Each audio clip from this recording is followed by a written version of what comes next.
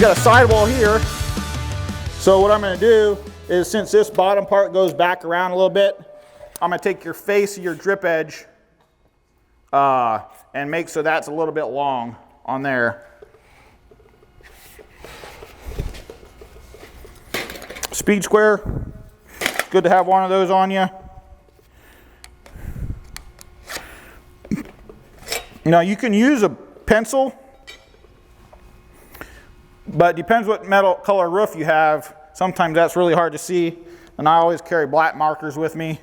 You just want to be careful that if you use black markers or anything like that, that when you cut something, you're actually cutting that off, because you don't want to have it where if someone's coming down, customer's coming down, looking up at the eave and they see black marks there, they're going to ask you.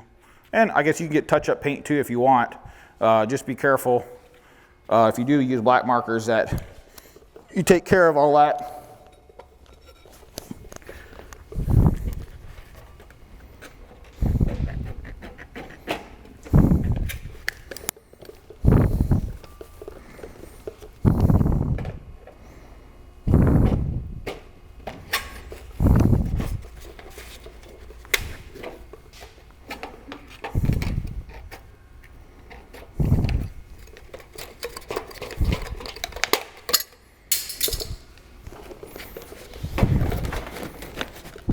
So when I do drip edge, I usually like to have two people doing it, especially if you're coming to edges. When you're just going straight down, it's probably fine to make,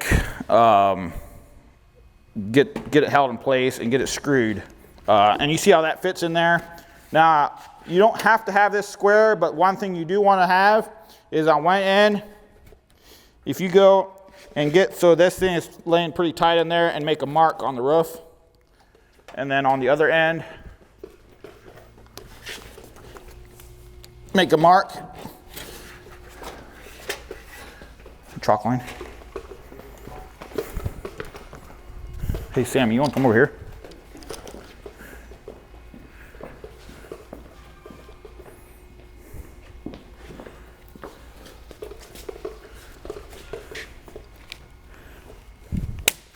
Chalk a line.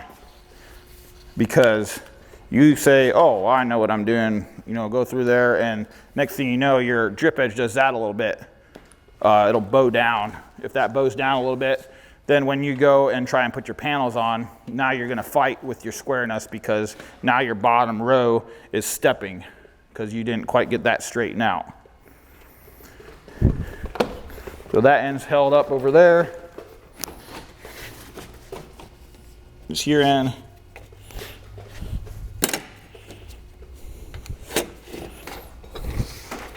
If you have to put a splice in your panel or in your drip edge, the way to do that, so your snips, I don't know if you're going to see this detail and you come up later to look at it. If you use this side, this is your finished, the right hand side is your finished product. You don't use your right hand ones, because your top side that's going on the paint is going to leave a little bit of striation, and it'll remove some paint. The side that you're going to use, try to make so that your piece of snips that's cutting is on the opposite side of what you're going to use. That way it's nice and clean and you don't have any touch-up that you need to do.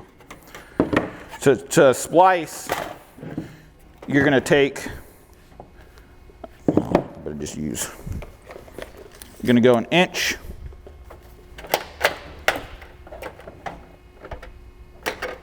An inch overlap, and you can go like that, and you're going to cut up about a 1/4 inch, and then cut that off.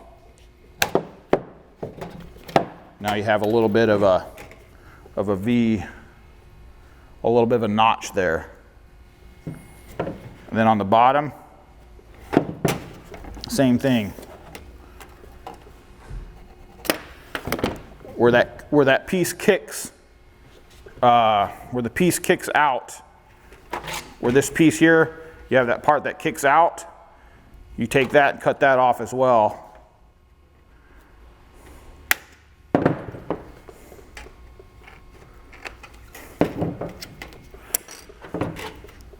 like that. And now your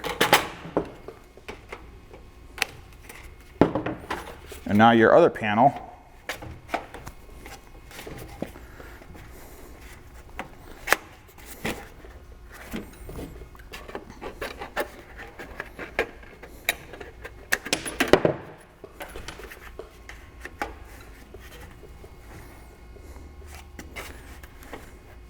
will butt.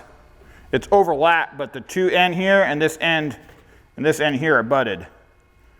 And that's not important to overlap those, because if you overlap those, if you overlap the kick part and the top part, then you're gonna have stepping going on where you can't get it in there tight, and then you have, going down the road, you'll have a bunch of, your drip edge is just gonna step. Any questions on that? Now, you may be asking, well, why am I using this one when it's leaving that on the piece that I'm using? Well, they're gonna have panel going over that, so that's not gonna matter. So you can use that on the top side where you won't see that. Now on the bottom side, you're gonna use the opposite. You're gonna see up from the bottom. If you're 12 feet up in the air, 8 feet up in the air, people are gonna see that bottom. So you wanna make sure your snips is on the opposite side.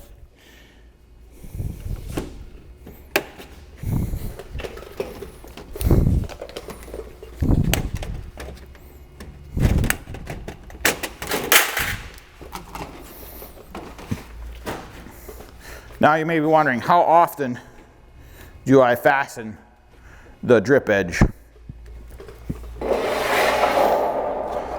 On your first 4 feet, I usually go about anywhere from 8 inches, and then you can go 16 inches from there. However wide your panel is, that's usually what they say. Every 16 inches, put a screw. That's what the requirements are usually. I usually go the first 3-4 feet, I go about every 8 inches, just to make sure that corner of the roof is fastened very well. Because if your wind comes along, that's where it's usually gonna pick up, is one of your corners is more likely where it's gonna grab the metal and rip it off if it happens to do that. Now, you wanna get it tacked on. You don't wanna just go and say, start from one end, walk your way down, because next thing you know, you get to the middle of your panel and that thing wasn't quite where it's supposed to be. Well, now you got all those screws going through there, and you gotta take it back, or you'll be fighting it. So I usually try to do one on the end,